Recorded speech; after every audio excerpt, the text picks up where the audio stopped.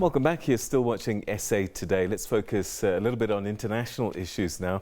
U.S. Democratic House Speaker Nancy Pelosi says the impeachment of President Donald Trump has been a momentous occasion on Capitol Hill. Trump has become the third president to be impeached in history of the United States. He's charged with abuse of powers in his attempt to pressure Ukraine into investigating a political opponent, Joe Biden. He'll now be put on trial in the Senate, which is dominated by Republican supporters. Well, for more reaction now from Russia on Trump's impeachment, we're now joined by our correspondent, Ross Cullen. Ross, thanks very much for joining us. What has President Putin's reaction been? This is a complicated relationship between Donald Trump and President Putin. First, they were best friends, and then after a while, not so much. How did he react to this impeachment? Yes, that's right, Peter. He touched on it. One of the main issues that came from a kind of foreign outside question, if you like, was that impeachment we saw in the US lower house on Wednesday. And the reaction from Vladimir Putin was saying to the Democrats, the opposition in the United States, they lost the 2016 election. He was reminding them that Hillary Clinton was defeated by Donald Trump. He then went on to say the idea of possible collusion between Russia and the Trump administration. That was suggested by the Democrats. That was also disproved. And now they've come up with what he saw as a fabricated reason to try to impeach the US President Donald Trump if it now goes on to the Senate as well on a possible trial.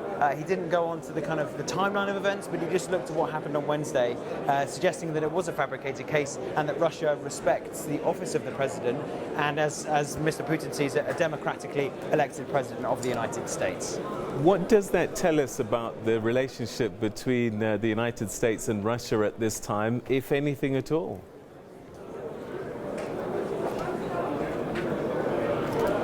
Well, the challenges, I suppose, are if you look at NATO and the relationship with NATO, because Mr. Trump has been critical of NATO in the past few years since coming to office, since before office as well, and we have seen Vladimir Putin dealing with a NATO member, though. If you look at the relationship between the US, Turkey and Russia, with Turkey in the middle as a NATO ally, as an ally of the United States, but willing to deal with Russia due to this close harmony that President Putin has developed with his counterpart in Ankara, Recep Tayyip Erdogan, Turkey buying Russian-built the S-400 missile defense system, and then that's threatening possibly Turkey's participation in the F-35 fighter jet program offered by the other side, which is NATO and the United States. So we have seen conflict there, and we have seen Vladimir Putin being able to navigate this difficult relationship with allies such as Turkey, who are also looking the other way and are NATO members along with the United States.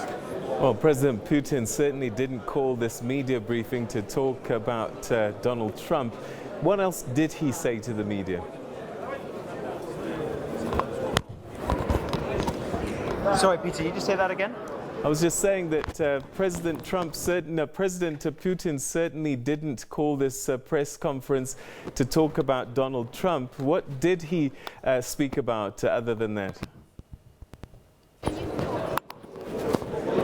Other than the meeting, other than talking about Donald Trump and the possible impeachment that happened yesterday, we'll see if that goes to the Senator's trial, I said. He touched on a wide range of issues, answering questions from local reporters, from Russian reporters here, the domestic media, and also foreign reporters, as well the international media. He spoke about Ukraine and the situation there with the war ongoing. Still, he spoke about doping and the ban that's been imposed on Russia, global sport, 4-year ban. That was on the 9th of December. But there was one issue really that dominates the media conversation here, and that's even before we got to today in the major press conference, which has only just ended. 10 minutes ago, I must just say, is ran just shy of 4.5 hours. So President Putin putting in another marathon performance, answering questions, and the issue of his succession came up. 2024, that's when his current term runs out, Peter. So he is in his 4th term in the presidency. He had 2 terms, 2000 to 2008. then took a 4-year break as Prime Minister. Now he's back in, he's had his 3rd term, he's now in his 4th term. And the question is, will he run again? Can he run again? Would he change the Constitution to allow a 3rd consecutive term in this block of running for office? He suggested the Constitution could possibly be changed, but maybe to disallow what he himself did, to disallow people from running for 2 terms in office and then taking a step back, coming back and running for another 2 terms, taking a step back, coming back and running for another 2 terms. So he suggested that I've done that. I did have 2 terms in office and I stood down as my constitutional duty was, and then I came back as my constitutional right was also to do. So to see how he deals with the 2024 question is something that dominates media circles here in Russia, will be an interesting one. People were interpreting his comments in many different ways. But yes, he spoke about all sorts of issues, criticising the collective punishment on Russian athletes for the doping ban and saying that there can be no alternative in the Ukraine talks than to the Minsk agreements, which were originally conceived between France, Germany, Ukraine and Russia in 2014 and 2015. So a range of topics there dealt with by Mr. Putin this afternoon. All right, Ross, that's where we'll leave it. Thanks very much indeed. That's our Russia correspondent Ross Cullen, who's in Moscow, just coming out of a 4.5-hour media briefing by the President Putin, who talked about many issues, including this impeachment of Donald Trump, the 3rd president in US history to be impeached by Congress. But that story still has quite a way to play out.